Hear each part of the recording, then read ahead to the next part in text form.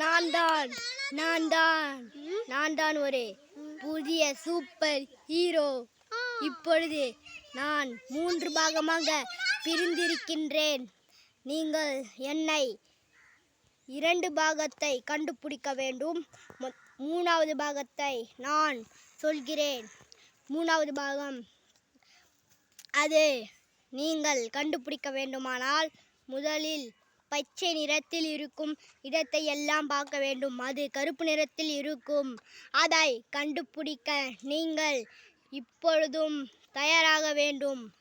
அது மட்டுமில்லாமல் அதை நீங்கள் எடுத்து விட்டீர்களால் அதை நீங்கள் எடுத்து கண்ணால் பார்த்துவிட்டால் உங்களுக்கு தெரியாதது எதுவும் இல்லை.